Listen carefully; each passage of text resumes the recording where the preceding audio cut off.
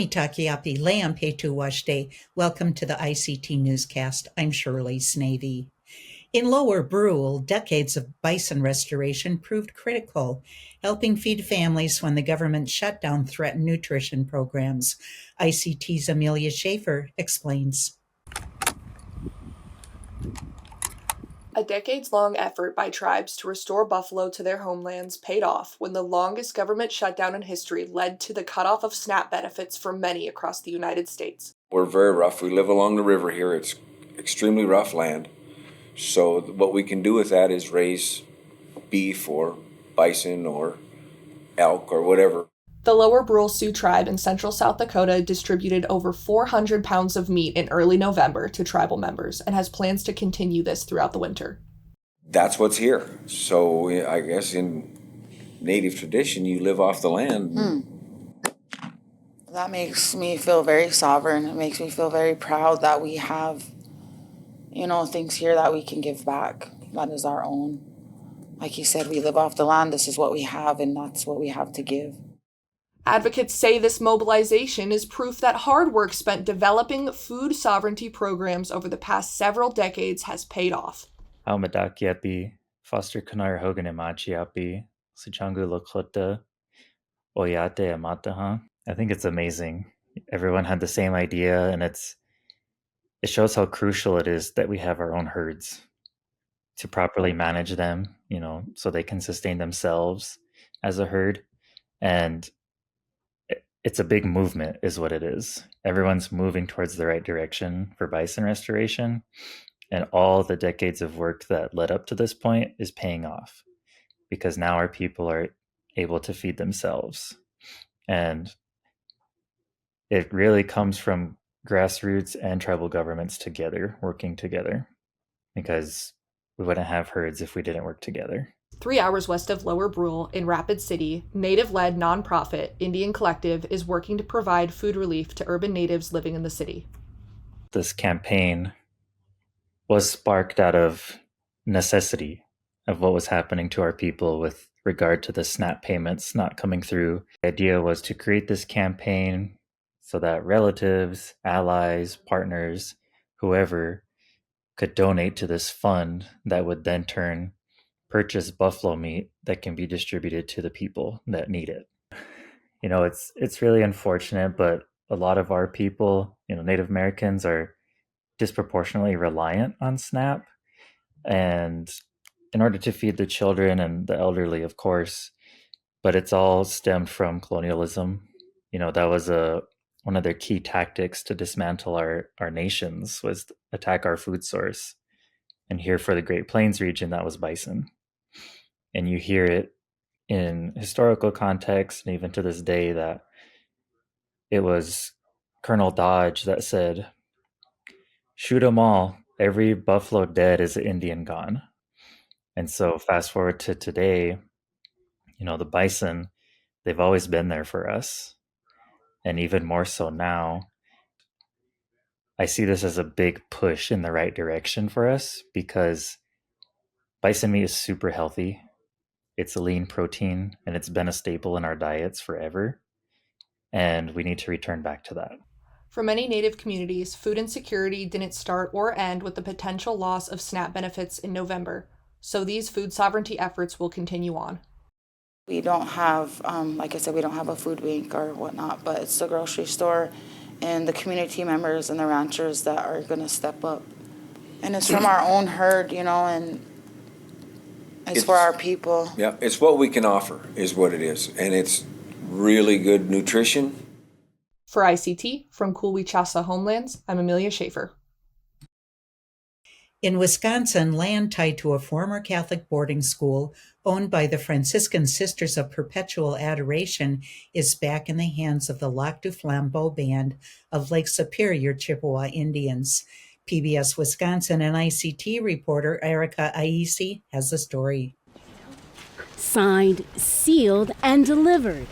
All right, that officially concludes the transfer of the property to the Lac du Flambeau tribe.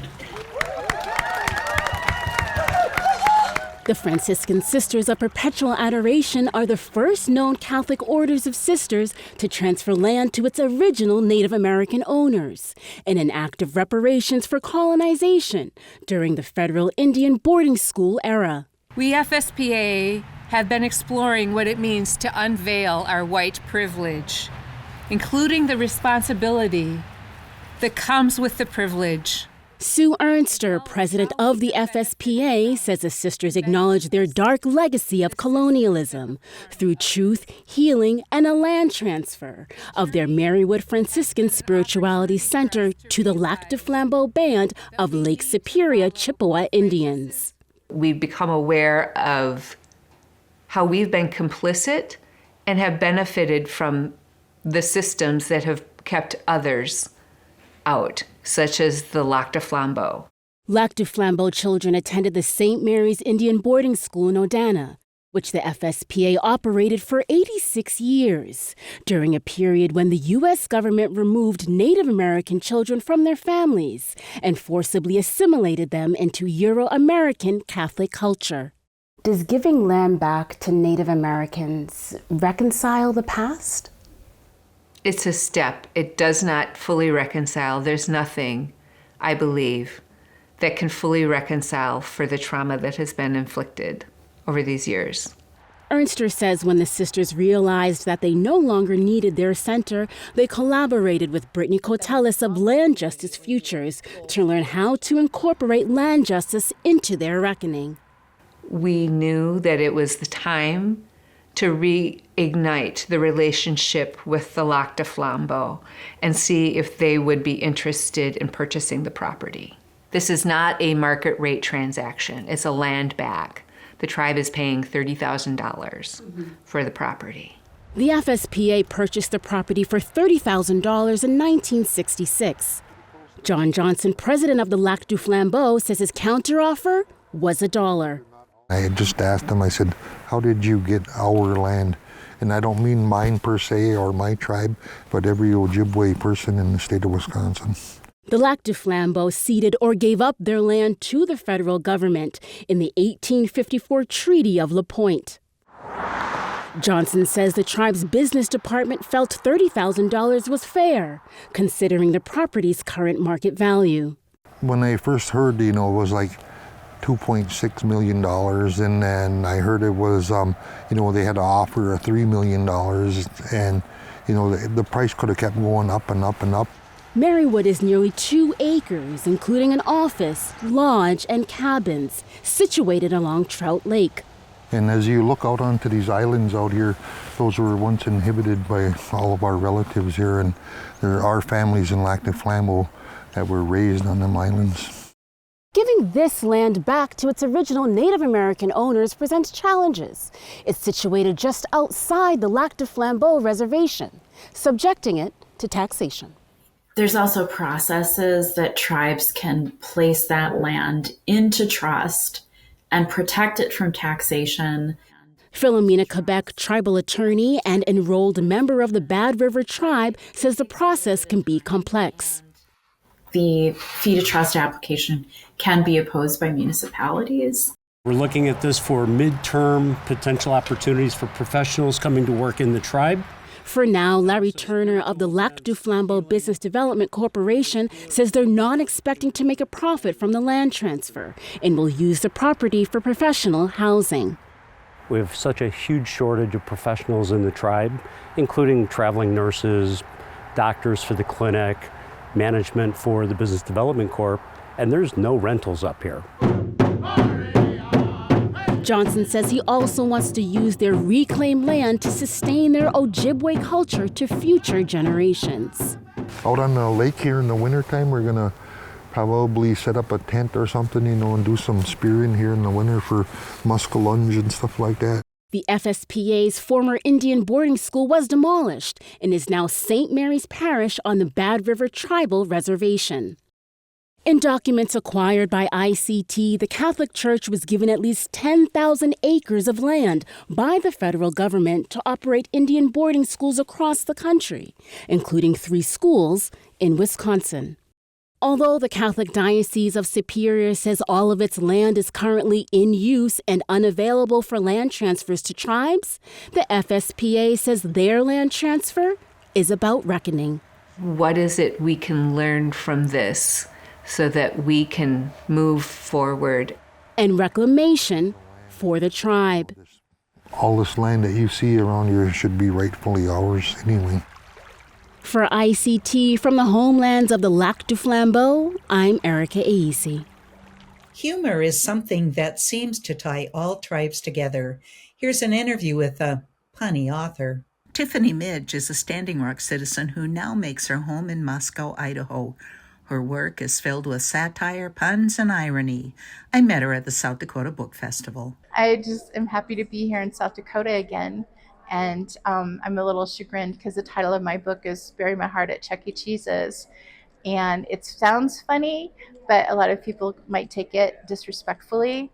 And when I woke up to the news this morning, I felt really, really sad because of the administration was saying that they were not going to revoke the medals for the soldiers that massacred all the men, women, and children for Wounded Knee. And I just thought that it was really prescient because here I am just 2 hours, from the massacre site, and here I am in South Dakota, which I don't get to South Dakota a whole lot, and so it just seemed really, I had to cry this morning about that. It was really sad. She's also a columnist for High Country News. I really enjoy the column that I write for High Country News. And I get to do sort of a preview of different stories that have occurred around the West. And a lot of that has to do with animals. And it's supposed to be funny. And one of the things was a really beautiful wedding that took place in Glacier National Park on a lake. And during the wedding nuptials, right in the middle of the ceremony, the hazards of being in the wilderness was that a gigantic grizzly bear attacked a baby moose in the lake right across the way from the wedding, and they caught the entire thing on tape. So while the nuptials were happening, there was this like ruckus, rawr, and a dying moose, which was absolutely horrible, but completely unexpected. And actually kind of funny. It is. It's sad and tragic and funny. And, a lot of the stories that I write about are, but it's really interesting to sort of have that bird's eye view and be able to see all the different stories circulating around the western part of the states. A lot of weird stuff. From Lakota Oyate homelands, I'm Shirley Snavy for ICT. The holiday season is here. It's a good time to go back to the original area of that first mythical Thanksgiving feast. What did we find? The Mashpee Wampanoag doing just what their ancestors taught them, looking after each other, the waters, and the land. Polly Dennettclaw and Stuart Huntington were there. The first contact Wampanoag people have held their ground for more than 400 years since the Pilgrims landed at Plymouth Rock in 1620. Yat e Polly Dennettclaw Yineshia. I am here in Wampanoag territory in Mashpee, Massachusetts, on Cape Cod, where we find the tribe strengthening its culture and language, tree, and leading efforts to prepare for rising seas and temperatures, storm surges, and other impacts of climate change, caring for the water and the earth, and repairing environmental damage that is nowhere more obvious than on the bays. I had the chance to go out on the water with Buddy Pocknet. Pocknet is no stranger to the Wampanoag waters. When I was just a kid, because my father always brought us down to the bay. And when I was younger, this whole bay was all oysters all the way around. Things are different today. Now vacation homes line nearly every inch of waterfront, overwhelming the ecosystem. Can you talk about how it was before all of this development and what it looked like and what the environment looked like here? So what the environment looked like when I was a young kid, there was no houses there, and then there was just a few little small cottages on there. The ecosystem was unbelievable. You had little nicks, you had steamers, you had quahogs, you had scallops in this bay, of course, oysters. Oysters was kind of the main habitat for Mashpee elder Ramona Peters noted the effects of overdevelopment. Both the freshwater and the saltwater, the bays, have been polluted by recklessness, really. Even in the towns, I have not paid attention to where septic systems are placed, near water. It's just never a good idea. But we're dealing with that now with plumes, toxic plumes. What can be done? Step one is restoring the natural cleaners. Oysters. The oysters is very important because one oyster, every day, this little oyster here, 50 gallons goes through it. 24 hours, 50 gallons filters through this. So it's filtering, so the more we have, the better, cleaner the water is getting. And the oysters are helping. With grant funding, the tribe is systematically reintroducing oysters and quahogs into the bays. So the oyster grant is to grow oysters out in these bags to purify the water and get the water nice and clean. When I started putting the oysters out here 2 years ago, the bottom has been all dirty, all mucky, black looking. Within 2 years out here, you can see the sandy bottom. That's how much it's cleaning up with these oysters here. So the more the oysters you get out here, it cleans up the bay. They eat all the muck and all the dirt on the bottom. They filter all the dirt, and they turn it into nice, pure, clean sand. And it's not just the bays. It's the streams as well that the Wampanoag want to see cleaned up. I had the chance to visit the tribe's annual herring festival that celebrates the return of fish inland from the sea. Even if the polluted streams are no longer full of fish. We had some of the best water quality here on Cape Cod, and now we have some of the poorest water quality here on Cape Cod because of the overdevelopment. And for the Wampanoag, bringing the streams back to health is not just a goal, it's a mission. It's important to clean our waters because we're given instructions from the Creator and our ancestors to take care of Mother Earth.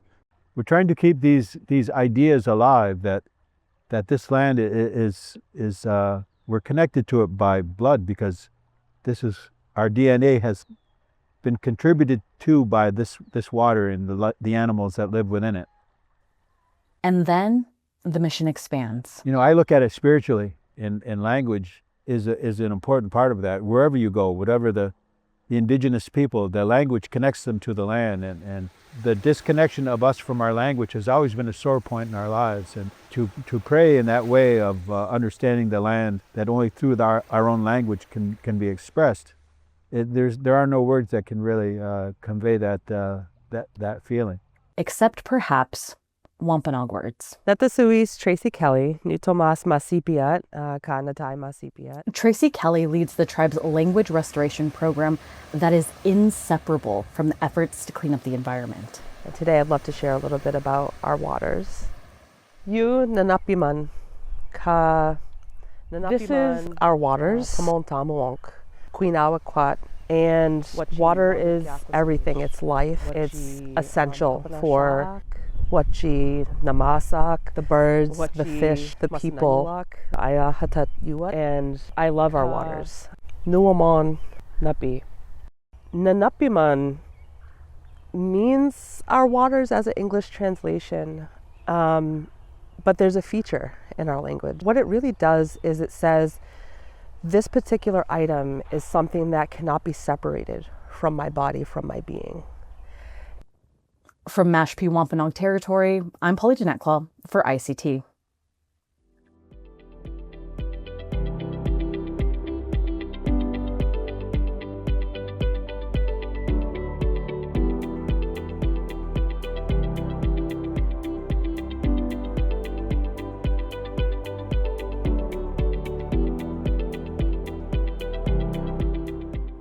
The Institute of American Indian Arts provides two artists with a unique opportunity to delve into its archives for research and creativity. Take a look. Two Native artists are at the Institute of American Indian Arts this semester.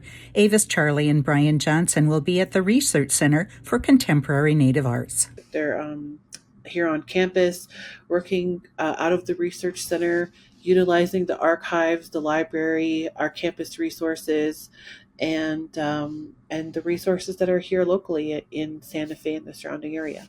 What I feel like I've learned being a Mellon Research Fellow with Avis is I love that Avis is now coming through her avenue of being a fine artist, and I'm coming through being a graphic designer, and then we're finding massive similarities, but then also things that I can offer Avis. Let's talk about typography and spacing, and Avis can talk about color and thematic and language in a very different way, in similar language, but in different language, which I think, to me, at least for me, makes me feel stronger, because you just have the ability to share things that you see that I know that are there, but I'm not focused on. And I would hope that I then offer that back. That's what I've gotten from our month together so far. I know we have a shared office too. And so, yeah, same thing. And we're different, but our ideas and our research overlap. And, he's straight East Coast, I'm West Coast. Yeah, let's start there. And so I've enjoyed working with you and like showing you around Santa Fe, like, from the hiking trails to restaurants and people, and, so it's been great. And yeah, like I'm so intimidated by text and words, and I want to incorporate that in my work. But so it's like talking to you about this, it's like I'm learning. Mary Deliri is the center's director. Yeah, I guess it's not a typical fellowship because of the things that we do offer our fellows, but also the guidance, the community, all of that makes it impactful. And I guess what I'm thinking of is that they're exploring, right? They're experimenting, they're researching, they're doing that here, and they're trying to figure it out. So do they come to hard conclusions? Maybe not. But what I see is them really taking chances, taking time to read, taking time to be out in the community, building good relationships. This is a core component of the fellowship, is building good relationships, and maintaining those. My first art community was with the graffiti crew in Long Beach. So I was born in LA, in Boyle Heights, and then raised in Long Beach. And so at 13, I started spray painting on walls, and that was my first art community. And I just remember the first time I sprayed on a wall, I just remember there was like a force that went through me, or like an exchange. Something happened, and I've been chasing that feeling ever since. The Monacan Indian Nation was not given federal recognition until 2018. So I had to apply to everything saying that I was white, because I am pretty white passing. My father's Indigenous, my mother is a settler. And I did not feel proper putting something that was not recognized on the paperwork. And so we always knew that we were. The family always talked about it. But you also have my father, who was very awkward about it, didn't want to talk about it, also grew up in the 40s, the 50s, and the 60s. My parents couldn't have gotten married if it wasn't for, Lovings v. Virginia. So the one drop rule was in massive effect, in the state. And so to grow up also having this, you have to act white, you have to act and be a certain way, it was always in the background. But then when I got to RISD, I was exposed to Bauhausian training and like Western styles of graphic design. But then the whole time I was there, I was like, something is missing. There's a level of spirit, or there's a level of soul that I'm not putting into this. And it didn't come from the understanding of the the environmental knowledge that I knew, and like thinking about TEK. And then the more I got into and just leaning into, I'm going to be vulnerable, I'm going to bring this to the forefront, I then started to realize that BIPOC individuals were also missing from the canon. We don't talk about graphic designers who are Indigenous, let alone Black or other people of color. And so then that's when I started to say, all right, this is going to be one of my bigger sort of like shifts in my entire career, to say I want to uplift those marginalized voices, because I've had such a privilege to have gone through that education, to also say, I come with backing already. Now let me sort of help everyone else that doesn't have the same sort of chance and luck that I had. Coming to the research center, getting this, Mellon Research Fellowship, it's kind of allowing me to explore a new medium, which is the archives. And I've always, researched. I didn't know what I was doing was research as an artist. Like, I love looking at historical beadwork. I love holding it if I can and smelling it and turning it around, and whether that's like Santee Dakota beaded vests with the florals, and or Navajo rugs, first face, second face, chief blankets. I love that experience. And so archives, I'm like, I think the word has to be demystified, because it's like you think, I don't know, dusty papers and like a dark room, and but no, it's more than that. I realized that's working, at the RCCNA. It's like, no, there's a spirit in there. Like they're it's like a living, breathing thing. And so yes, I came into this research fellowship with, my projects in mind, but it's kind of like I kind of surrendered. I'm like, the archives are going to tell me what to do. And what that looks like, I don't know, but I'm just, looking, and, I'm just getting lost at all these different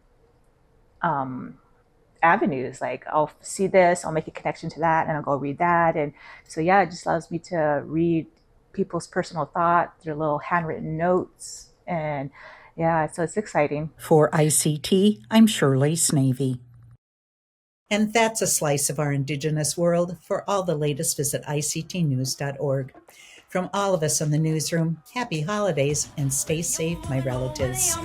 Sometimes you got to take a stand just because you know you can. Oh, you got to run, you got to run.